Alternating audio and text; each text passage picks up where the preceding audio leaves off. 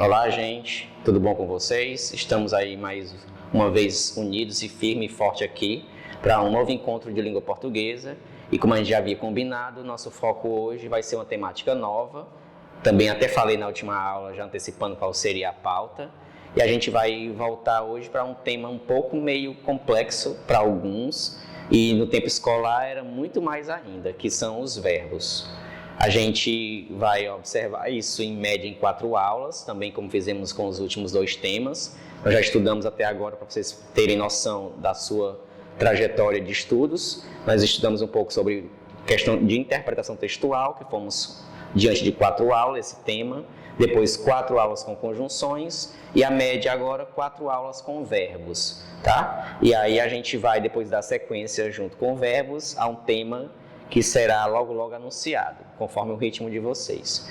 Mas vocês vão perceber aqui o que o concurso quer com relação a verbos, tá? Além da concordância que a gente vai estudar depois, que é uma das pautas principais nesse, vamos dizer assim, ramo dos verbos. Hoje a gente vai discutir aqui alguns itens que estão no seu material também de apoio e que vai constar elementos que são cobrados nas provas de concurso com relação a esse tema da nossa aula de número 9, que, como eu apresentei, são os verbos. Então, que a gente tenha isso a partir de agora, que vocês foquem aqui a atenção total, estejam aí firmes nessa questão de se concentrar, de se dedicar à explicação, consultar o material, porque só a teoria, sem a prática, não vai servir de nada, tá bom? Então, a gente vai agora iniciar. Boa sorte aí a todos, que todo mundo possa sair daí depois dessa aula com a questão da aprendizagem muito mais firme e consolidada. Ok? Então, nossa pauta de hoje, e aí seguida de 3 assuntos, serão sobre verbos, os temas divididos em cada pedacinho dessas aulas, ok? Então, vamos lá.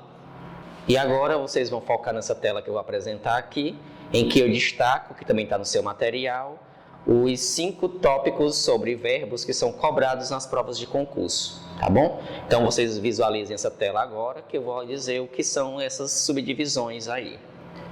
Vocês estão percebendo aí que nós temos o primeiro, que é conceito e característica, né? Muitas vezes os verbos são cobrados na prova para você dizer a questão das flexões, em que tempo ele está, né? Se ele é um verbo regular, se ele é um verbo irregular, se ele é um verbo defectivo, que eu vou falar sobre cada um deles logo nessa aula, tá? Então, característica é isso. Se ele é um verbo abundante, para quem está boiando nessas palavras que eu estou dizendo, você vai já comigo entender melhor. A questão de número 2 também, o tópico 2 aí, conjugação verbal. É muito comum também em questões de bancas municipais, principalmente, provas municipais, e até de outros níveis, cobrar para você determinar a conjugação do verbo, a flexão, em que tempo ele está, qual pessoa, plural, singular, né? O terceiro tópico fala aí sobre a questão semântica. Para você dizer se os verbos estão grifados no texto, dando uma ideia de certeza, de passado, de continuidade.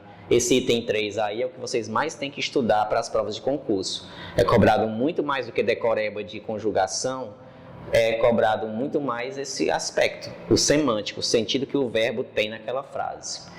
E, para concluirmos, nós temos os itens de número 4 e número 5. O 4 é a questão do ajuste que as frases às vezes podem ter quando a gente muda um tempo por outro, um verbo por outro. Então, correlação verbal é isso, é quando eu peço lá numa prova de concurso para você substituir o verbo que está grifado por um tempo determinado lá ou um outro modo que esteja, e você vê que tem que adequar algumas terminações. Então, por exemplo, o verbo amamos no presente, nós amamos nossa família. Se eu colocar no modo subjuntivo, que é o que indica dúvida, eu vou ter que mudar um pouco a conjugação verbal. Eu vou ter que dizer a família que nós amemos deve ser sempre acolhida. Observe que a conjugação vai mudando aí. E por último, as vozes verbais, que será o tema da nossa próxima aula. Então, a nossa próxima aula vai ser sobre vozes verbais. Hoje a gente vai estudar um pouco sobre as características dos verbos, os tipos, como vocês estão vendo aí. Um pouco sobre a semântica, os tempos e os modos, tá bom? E aí, antes da gente prosseguir, né, a gente tem que refletir sobre o que é verbo. Na próxima tela que vocês vão visualizar, vai aparecer para a gente o conceito e alguns termos que lhe farão melhor definir esse assunto. Então, fixem na tela aí mais uma vez e vejamos o que está escrito, né? A gente estudou desde o tempo mesmo de aluno na escola que a gente aprendeu que verbo é uma palavra que indica ação, né? Um estado em que a pessoa se encontra, um processo ou um fenômeno da natureza. Então, verbo é a classe gramatical mais usada na nossa língua. Tudo que a gente fala dia a dia tem verbos, tá? E aí a gente se perceber, se tiver consciência do que a gente está falando, qualquer momento que nós falamos tem um verbo no meio da nossa fala. E aí alguns exemplos de ação, o verbo cair, como vocês observam na figurinha aí da imagem. Um estado, né? A questão que o personagem se encontra aí com febre, gripado. Ou um fenômeno da natureza, que é um verbo aí que aparece como o verbo chover, por exemplo. Então, os verbos são palavras que podem estar divididas nessas categorias. Indicar a ação que alguém executa, o estado em que ela se encontra, quando você fala da sua situação no momento, emocional, etc., física, ou o que a gente chama no português de verbos impessoais, que são aqueles verbos que não têm sujeito, por isso que é chamado de impessoal, e que tem a ver com fenômenos da natureza, por exemplo, nesse grupo, tá bom? Então, a gente vai para a próxima tela, em que eu vou falar a classificação desses verbos, os tipos que tem e exemplificar melhor para cada um de vocês.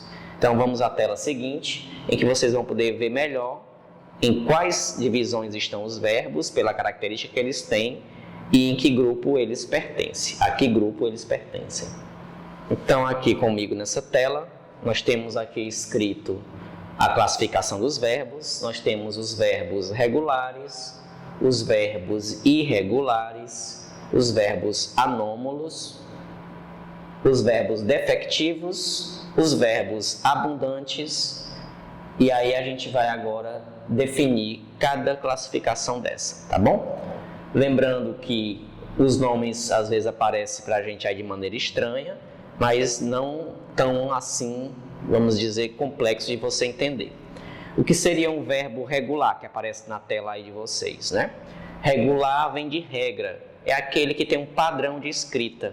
Vocês devem estar lembrando aí no tempo de escola, quando alguém mandava vocês conjugar verbos, e lá pedia, conjugue o verbo X, Y.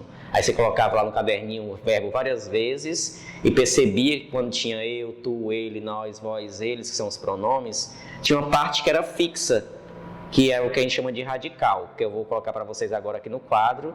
E eu queria que vocês ficassem atentos ao que eu vou escrever agora aqui para exemplificar cada categoria dessa.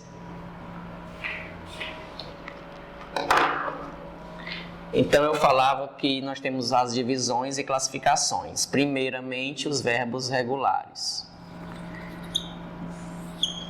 Regular é aquele verbo em que você tem uma regra, um padrão, ou seja, uma parte fixa. Um exemplo que nós temos claramente é o verbo cantar. Quando você conjuga esse verbo,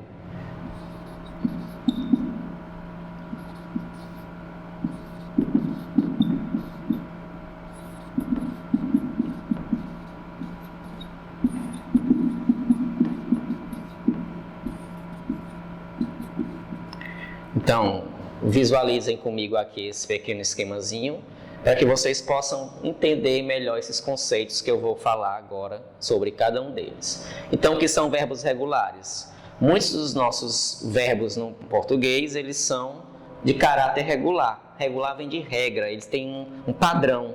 Então, 90% dos nossos verbos sempre tem uma parte fixa, certo? Que a gente chama de radical.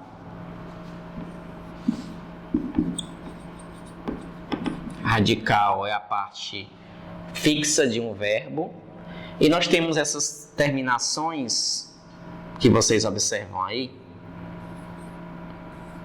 que eu circulei para vocês, que serve como padrão para conjugar qualquer verbo regular. Então, regular por quê? Porque ele tem uma regra. Todos os verbos que se enquadrarem nesse grupo vão terminar com essas desinências, esses finais aqui. Então, se você conjugasse o verbo falar, vai ser do mesmo jeito. Eu falo, tu falas, com o mesmo final. Ó. Nós falamos com o mesmo final. Vós falais, Então, por que é regular? Porque tem uma parte fixa. E essas desinências, que é assim que a gente chama essas terminações no português, são padrões para qualquer conjugação dessa categoria. Então, o verbo regular, aqui um exemplo para vocês, é aquele que mantém o radical para todas as conjugações. E os irregulares, vocês estão vendo lá na tela, que agora há pouco eu mostrei. Irregulares é o contrário disso aqui. São verbos que modificam a escrita desse radical aqui, ó, que vocês estão visualizando comigo. Deixa eu colocar um exemplo para vocês, então. Então, aqui nós temos um exemplo de um radical padrão o tempo inteiro, por isso que é um verbo regular. E aqui no cantinho, vou tentar colocar sem apagar para vocês terem a noção, o verbo fazer.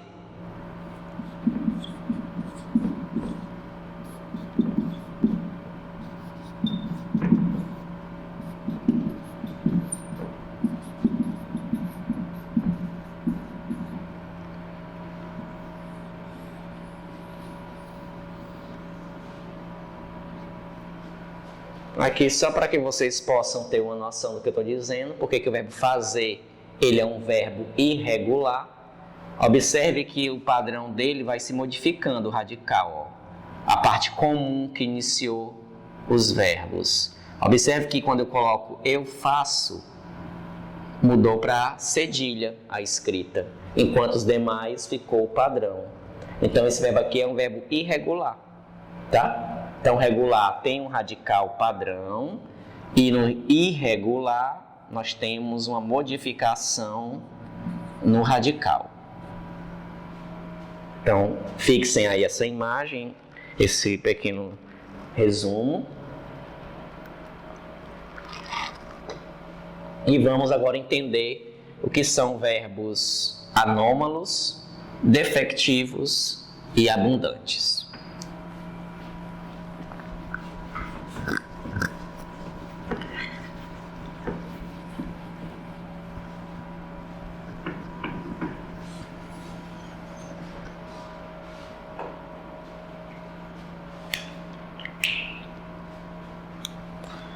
Vamos logo para os verbos abundantes. Quando a gente fala em abundância, vem à cabeça de vocês, claro, a ideia de excesso, de variedade. Então, uma coisa que é abundante é porque tem muito, certo? Já vou mostrar para vocês uma tela em que vai ter mais exemplos sobre isso. Mas o que seria um verbo abundante? É aquele verbo que tem duas escritas no particípio. Já vou falar sobre particípio. Então, por exemplo, a palavra aceito e aceitado. Essas duas palavras, essas duas conjugações existem. Então, eu vou dizer que esse verbo aceitar, ele tem dois passados e por isso ele é chamado de abundante, quando tem dois, modos de escrever o particípio. Particípio é uma forma verbal em que indica a ideia de um fato concluído. Então, eu tinha aceitado o convite. O convite foi aceito. Dois termos que eu pude utilizar. Por isso que é um verbo abundante. É aquele que tem o particípio, uma ideia de conclusão no passado, de duas escritas. Tá? Abundante são verbos que podem ter duas escritas no particípio. E eu vou mudar agora de tela, vocês vão visualizar ali comigo exemplos de verbos anômalos e verbos defectivos. Então, vocês vão agora fixar nessa tela mais uma vez que eu estou mostrando para a turma, em que nós temos aqui 5 classificações. A gente está dividindo essa aula com vocês, vocês estão observando aí a tela, em que há divisão dos verbos pelas características que elas podem ter. Primeiramente, pela sua estrutura, ele é dividido nesses 5 grupos. Quando tem um padrão de escrita, um radical, você diz que é regular. Quando muda o radical, ele é chamado de irregular. Abundantes, lá no finalzinho da sua lâmina aí que vocês observam, eu falei agora há pouco, são aqueles que podem ter duas escritas no particípio, certo? E verbos defectivos, subindo aí a imagem que vocês estão vendo, defectivos são aqueles que têm um nome, como já está determinando aí, um defeito. Defectivo vem de defeito. Tem certos verbos que a gente fica querendo conjugar e não tem como. Por exemplo, o verbo colorir. Você não pode dizer eu coloro. Não se conjuga eu coloro. Tem alguns verbos que você não vai poder conjugar. O verbo abolir. Você não vai dizer eu abolo. Você vai dizer, por exemplo, eu deixei de fazer algo. Então, alguns verbos não dá para conjugar em todos os tempos, ou pessoas, ou modo. Então, é chamado defectivo por isso. Olha ali o verbo abolir, que eu coloquei um exemplo, né? O verbo chover. Então, e para concluir, a gente tem aí um exemplo claro dos verbos anômalos. Anômalo vem da biologia, quer dizer anomalia. Tem dois verbos que são clássicos. É o verbo ser e o verbo ir. Esses dois verbos, quando a gente vai classificar pelo tipo que eles são, você vai dizer que eles são verbos anômalos, porque quando a gente conjuga, ele sofreu uma mudança radical. É diferente daquele primeiro exemplo dos verbos irregulares, em que o verbo fazer muda uma letrinha ou outra. Esse daqui, ó, se eu fosse conjugar só o verbo ir, observe que quando você vai conjugar o verbo ir, fica eu vou. Mudou totalmente do original que ele era. O verbo ser, por exemplo, eu era feliz. Observe que a conjugação era não tem nada a ver mais com a escrita original. Então, o verbo ser e o verbo ir são assim chamados de anômalos, porque eles têm essa modificação na sua constituição escrita. Então, a gente viu até aqui o que era verbo, a gente viu os 5 tipos que eles podem se classificar pela escrita deles original, tá? E a próxima imagem que eu vou mostrar para vocês vai deixar mais claro o exemplo de cada um deles. Então, vamos para a próxima imagem, e aí vocês vão focar na tela mais uma vez, junto comigo, para analisar o que eu estou falando. Então, voltando aqui comigo, olhem para a tela e vamos analisar as situações que eu já havia dito anteriormente. Eu falei para vocês agora há pouco que verbos anômalos, que está aí na primeira partezinha de vocês em verde, são aqueles em que há uma variação extrema, né? O verbo ser e o verbo ir. Já tem aí conjugado, ó, eu sou, tu és, ele é, né? Eu vou, tu vais, ele vai. Nós vamos, vós ides, eles vão. Observe como mudou. Por isso é um verbo anômalo. Logo ao lado, vocês veem lá o nome verbos defectivos, porque sofreram um defeito. Ó, nós abolimos, mas eu não abolo, não existe essa conjugação. Nós reavemos, mas eu não... Aí você fica pensando, eu coloco o quê? Então, tem certos verbos que não tem conjugação em todos os tempos e modos. Por isso, chamado de defectivos, porque tem defeito, tá? Olha um exemplo lá do lado ainda. Ó. Amanhã eu computarei as suas faltas, por exemplo. Mas agora eu não computo. Não dá para conjugar isso, né? Nós colorimos o desenho, mas eu não o coloro. Não pode usar também. E embaixo da lâmina vocês veem aí 2 definições importantes que aparecem nos concursos. O que são os verbos impessoais?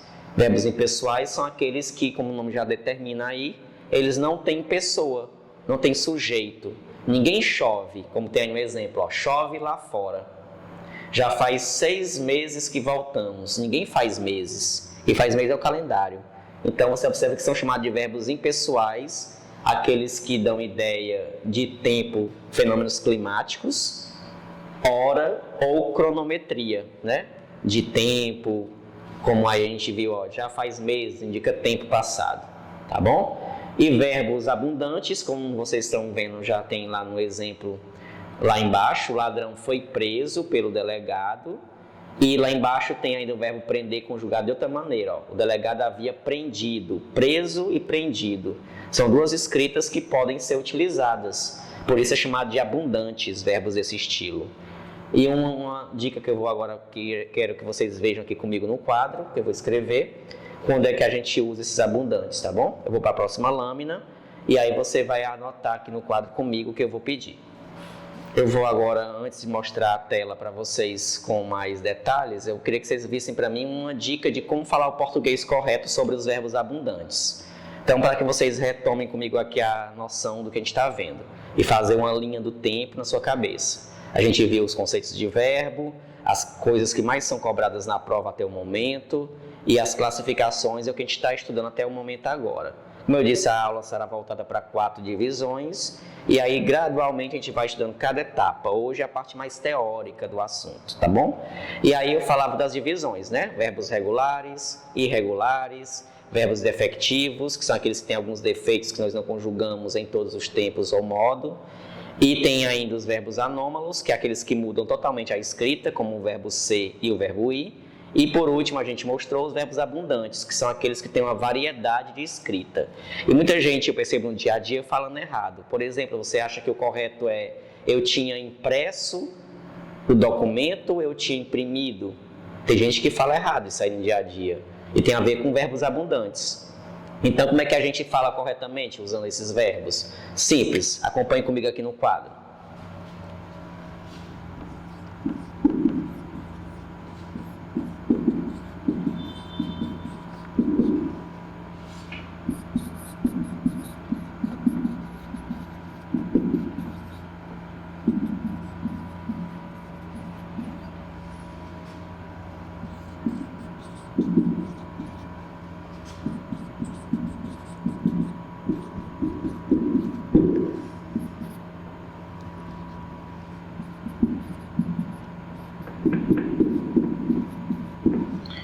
Então, o macete para você acertar e usar os verbos abundantes corretamente é você ficar ligado nisso aqui.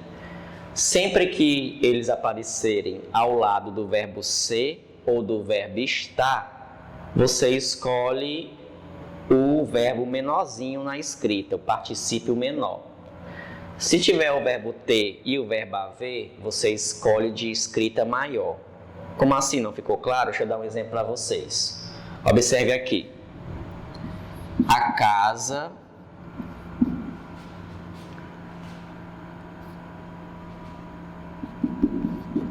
está, vocês acham melhor dizer, está limpa ou está limpada? Se você observar, tem uma palavra menorzinha e uma maior. Então, o verbo ser ou estar aparecendo, apareceu o verbo estar. Então, eu tenho que escolher a palavra menor, o verbo menor. Um outro exemplo. A roupa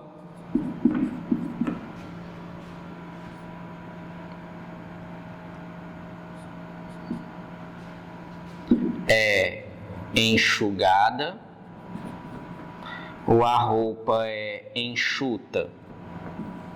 Aí você fica na dúvida, porque essas duas escritas também existem. Aí você vai olhar para o verbo, é o verbo ser. E quando é o verbo ser ou o verbo estar, a gente escolhe a palavrinha menor, o particípio menor. E qual o menor dos dois? Enxuta. Então a roupa é enxuta pelo sol e não enxugada. Bora dar um exemplo com o verbo ter e haver. Então fique ligado. Sempre que houver dois verbos que existem no português, no particípio, para que você escolha qual usar na ocasião, você tem que olhar o auxiliar que aparece antes. Então eu coloquei um desafio para vocês no começo, eu perguntei se o documento foi impresso ou foi imprimido. Aí você foi é do verbo ser, então ele foi impresso, ele não foi imprimido. Eu tinha impresso o documento ou eu tinha imprimido o documento? Pense aí. Enquanto isso eu vou colocar a frase. Então, para ilustrar e finalizar essa etapa, veja aqui comigo. O rapaz tinha impresso ou tinha imprimido o documento? Esses dois termos existem. São verbos abundantes, porque tem duas escritas. Mas aí eu tenho que pensar, tem um pequenininho e um grande, que é o que a gente chama de regular, quando é grandão, e irregular, quando é pequenininho. Mas não precisa saber esse termo não, vamos para cá analisando a imagem. Você está vendo que tem uma palavra menor e uma maior. E o verbo é o verbo ter. Quando tem um verbo ter ou haver, você tem que escolher o correto, o nome maior. Então, o rapaz tinha imprimido o documento. Você nunca vai poder falar no dia a dia por aí, pagar mico. O rapaz tinha impresso, eu tinha gasto, eu tinha pago a conta. Sempre que tiver o verbo ter e haver, escolha o verbo grandão. Então, eu tinha pagado a conta, eu tinha gastado o dinheiro, tá? Olha comigo agora para a tela ali seguinte, só para a gente ver alguns exemplos.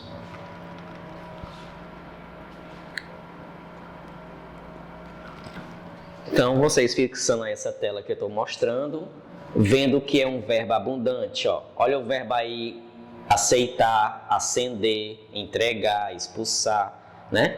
Aí são os verbos no infinitivo, que são os verbos sem ser conjugado, tá bom? Ao lado nós temos aí os particípios dele. Particípio é a conjugação, indicando um passado concluído.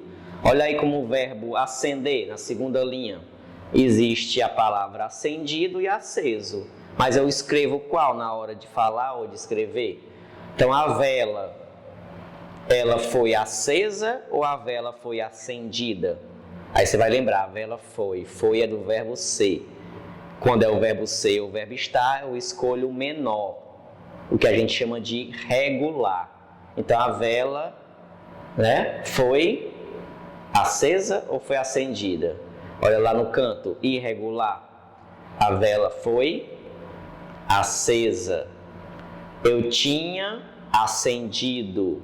Quando tiver o verbo ter e haver, usa os particípios regulares. Quando tiver o verbo ser e estar, você usa o particípio irregular, que é a última coluna lá no seu material aí. Então, um último exemplo. O salva-vidas tinha salvo a garota ou ele tinha salvado a garota? Aí você vai pensar, o verbo é o verbo ter. Então, se é o verbo ter, eu vou escolher o particípio maior, que o maior é o regular. Então, salva-vidas tinha salvado a garota.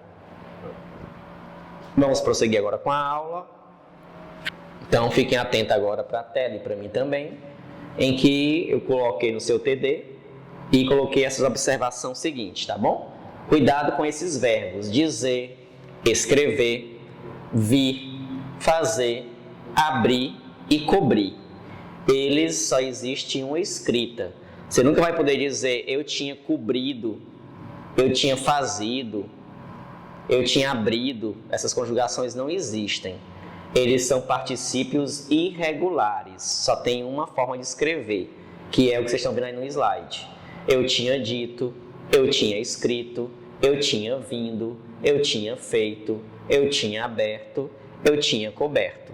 Nunca diga o que eu havia comentado antes, tá? Então, esses verbos, eles modificam a escrita de uma única maneira. Eles não são abundantes nesse aspecto.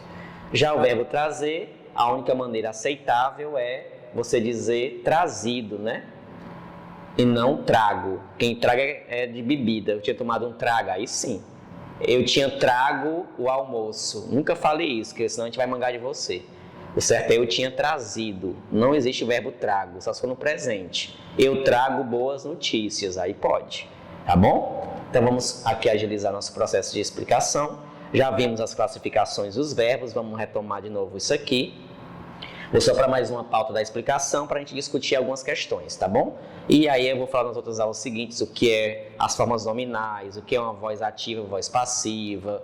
Hoje é só para a gente entender um pouco da classificação, entender como é que são divididos os modos, os tempos, mas a gente vai ver isso tudo nas 4 aulas com vocês. E para concluir a dica final que estava lá no seu material, nesse slide vocês estão fixando aí comigo também, eu grifei aqui alguns verbos em que vocês têm que ter atenção porque são muito cobrados em concurso. O verbo ser, o verbo estar, o verbo ter, haver, ir, vir, ver, mediar. Esses verbos são altamente cobrados em prova, tá? Sempre que puder, estude as conjugações desses verbos. E também dos verbos que estão logo embaixo aí da sua tela. O verbo dizer, querer, pedir, caber e abolir. Não precisa decorar todos, mas quanto mais você estudar esses verbos aqui, são os mais cobrados em concurso, porque como eles são irregulares, ele quer ver se você, na hora da prova, sabe a modificação da escrita. certo? Muita gente vai conjugar o verbo querer, aí escreve eu quis, aí escreve com Z, e sendo que a conjugação é com S, né? O verbo dizer que muda demais a escrita também. Então fique atento a esses verbos, tá bom? E aí falando para vocês sobre a importância desses verbos que vocês estudaram até agora, porque que eles são cobrados em concurso, é por causa disso, ó. Acompanha comigo aqui essa imagem. Vocês estão vendo aqui bem no canto, que tem os verbos aí em laranja e amarelo, que tem o seguinte, o verbo valer. Você vai dizer eu valho muito, com LH, eu valho. O verbo medir não é eu mido, não existe eu mido, o certo é eu meço, certo? Ou eu meço, como algumas pessoas falam também. O verbo caber, você vai dizer eu caibo. O verbo suar, que é onde o brasileiro mais erra também, eu sou, tem uns que dizem eu sou, quem sou é sino. Você vai dizer eu sou com U, tá bom? E aqui é só alguns exemplos de como é importante memorizar a escrita de verbos irregulares.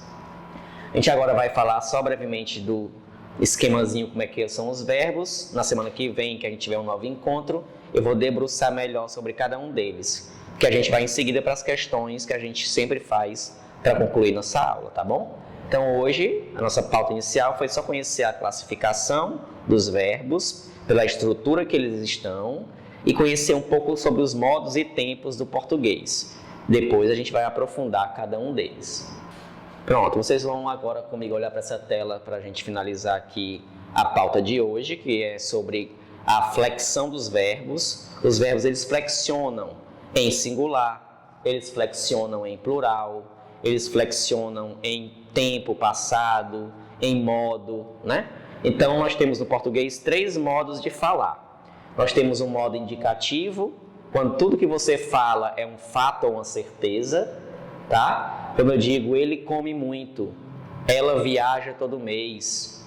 Esses exemplos aí são fatos. E aí no concurso se perguntar, você sabe que quando é um fato, é uma certeza de que alguém fez aquilo, nós dizemos, portanto, que está no modo indicativo. Eu estudo português toda semana. É um fato. Então é o modo indicativo. O modo subjuntivo, que é um dos mais cobrados no concurso, e estude bastante ele, eu vou falar muito sobre ele semana que vem, na nossa próxima aula, né? Em que o modo subjuntivo é aquele que serve para indicar dúvida, possibilidade, como vocês veem aí na tela.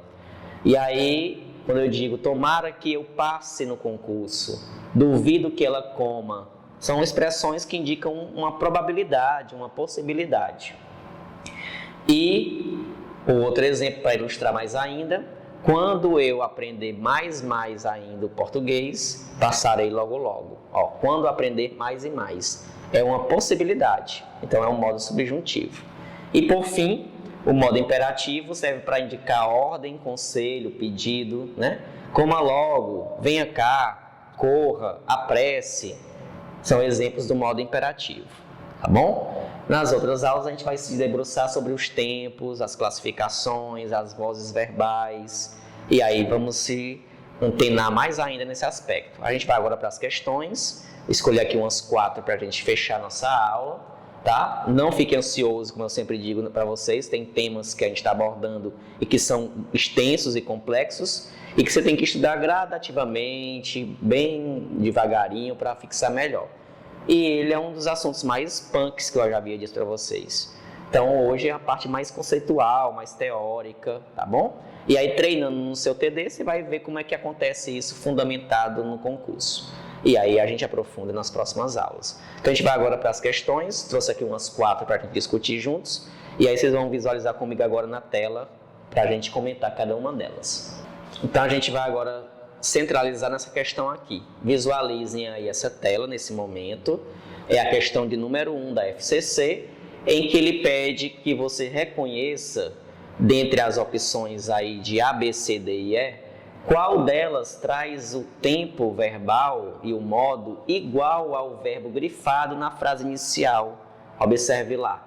O Nordeste não vem em sua poesia como um tema ou uma imposição doutrinária. O Nordeste não vem. Se você perceber aí, não vem, está conjugado no presente. Ele não vem. E está no modo indicativo, porque está indicando um fato, uma coisa. né? Então eu sei que está no modo indicativo e sei que ele está indicando uma certeza, portanto, e está no presente. E aí você vai ter que procurar agora uma frase que esteja no mesmo tempo e também no mesmo modo. O verbo da letra A tem o verbo fez. Embora você não tenha estudado muito ainda sobre os tempos verbais na nossa aula de hoje, você sabe muito bem que a palavra fez, eu fiz, ele fez, passado. Então aqui antes tinha presente, já não é. Na letra B tem a palavra lá no finalzinho da frase, esteve. Esteve também é passado. As impressões de um homem que esteve no cárcere é também no passado, embora esteja no modo indicativo, porque é um fato. Que tudo via em névoa. Via, eu via, tu vias, né? É passado também. Letra D. Aqui sai das fontes mais preciosas do coração, ou seja, a poesia que sai das fontes. A letra D é a resposta. O verbo sai está grifado aqui, indica presente. E na letra E, voltar-se é uma possibilidade. Então, a resposta é a letra D, tá? Que tem a mesma temática de tempo e modo no presente e indicativo. Vamos para mais duas? Nós temos aí na tela agora para vocês a questão de número 5, em que nós vamos trabalhar mais uma vez verbos do que a gente está comentando hoje na aula. Nós temos aí a expressão conversando no balãozinho. Aí vem um oficial, bata continência. Bata continência, fique ligado nessa expressão. Aí vem outro, bata continência de novo. E aí o que você analisa? A questão da Polícia Militar de São Paulo, essa seguinte tirinha apresentada. Sem muita delonga, você vai observar que a questão de número 5 pede que o verbo em destaque, que é o verbo bata, né, aparecendo aí na questão para vocês, bata continência de novo. O verbo em destaque está no imperativo, está indicando um comando, uma ordem, não é isso? Assinale a alternativa em que o verbo empregado também esteja no imperativo. Olha aí a letra A, o soldado pôs diesel. Pôs é uma ação passada, não é uma ordem. Letra B, se ela quisesse, né? Se ela quisesse é uma possibilidade, não é ordem também. Quando sair, informe o seu destino. A letra C é a resposta. Informe está dando uma ordem. A resposta é a letra C. A letra D de dado diz que o quartel passará. Passará é uma expressão futura. E a letra E, o soldado foi chamado, é um passado expresso nessa sentença. Então a letra C, questão fácil, simples, né? Então para que vocês observem como é que é cobrado questão de concurso com relação à conjugação verbal. Em outras aulas nós iremos nos debruçar melhor sobre os tempos e modos aqui abordados nessas questões. Vamos só para mais uma questão. Na tela aí para vocês, nós temos a questão de número 28. Eu escolhi essa questão, embora ainda não tenha comentado hoje a nossa aula. Ela vai abordar as formas nominais. O que são formas nominais? Os verbos, eles podem ser colocados na maneira natural de ser, que é o verbo sem conjugação, cantar, chorar, dizer. É o que a gente chama de forma nominal, porque eles podem assumir nomes, virar substantivos, virar adjetivos. Quando eu digo assim, o pensar é importante. Observe que o pensar virou um nome, não é mais um verbo. Por isso que é chamado de forma nominal. E aí eu digo amar, correr, chorar, é uma forma nominal que está no infinitivo, que é o verbo não conjugado. Nós temos ainda formas nominais que são de gerúndio. É aquilo que está acontecendo no momento, cantando, chorando, partindo, tá? E por último, nós temos a forma nominal, que é o particípio, que é algo que foi executado e concluído. Partido, chorado, dito, feito. E aí a questão 28 vai pedir isso de vocês, para que vocês analisem se aparece quantos verbos no infinitivo, quantos verbos no particípio ou quantos verbos no gerúndio. E a questão tem, enquanto isso, no SUS, questão de número 28. Licença, pode entrar. Amigo, eu sou pediatra. Como é que um adulto marca consulta comigo? Por aí o senhor já pode ver. Há algum tempo estou na fila. Então o cara, tanto tempo que esperava na fila que ficou adulto, né? E aí você vai analisar essa imagenzinha agora, a tirinha, e pensar a seguinte questão que eu vou mostrar a vocês. Observe aí as alternativas, ele quer que você diga quantos verbos aparecem lá, se aparecem 2 ou 3 nas seguintes categorias aí destacadas. Será se existe 2 verbos no infinitivo? Infinitivo são verbos em que estão puramente na forma natural de escrita, como aqui.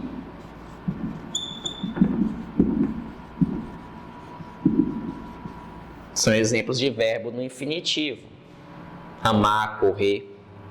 Verbos no particípio, como é que seria? Amado, ele tinha amado a esposa. Ele tinha corrido muito ontem. Uma coisa concluída. Tá? E gerúndio é algo que está acontecendo agora. Cantando, chorando, amando. Então, vamos analisar lá na questão.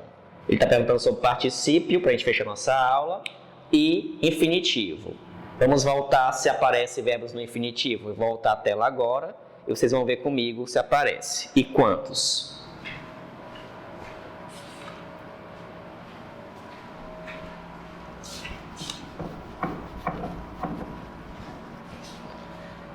Observe aqui, eu vou grifar para vocês. Pode entrar. Visualizem aí na tela, encontrei um verbo no infinitivo, entrar, ele não está conjugado. Vamos ver se a gente encontra mais um. Analisem aí. Bem no finalzinho, ó.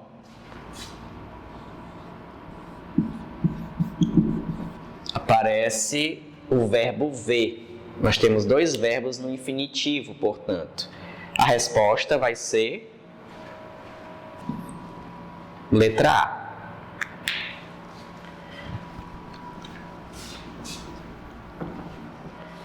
Então, pessoal, a gente vai aqui encerrar nosso momento de hoje.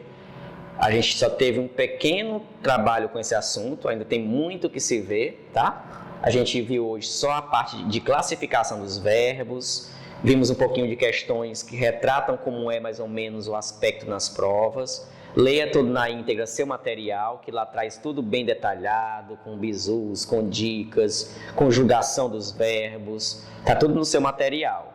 E claro, não se afobe, que eu vou falar sobre cada um dos materiais que serão disponibilizados para vocês e também do que ainda não foi abordado nesse aspecto dos verbos. Hoje nós vimos só as classificações e nas aulas vindouras a gente vai estudar as questões de vozes verbais, os tempos, os modos. Então eu finalizo aqui. Espero que vocês estejam aí agora um pouco mais claro na mente o assunto. Ele é um assunto meio punk, como eu já disse, mas que você vai conseguir desenrolar logo logo e de maneira prática e clara. Então a todos aqui desejo um bom momento de estudo, gabarite o seu TD, estude muito, dúvidas são naturais surgir, mas estamos aqui para aprender juntos e abraço e até a próxima aula para mais um encontro com a língua portuguesa.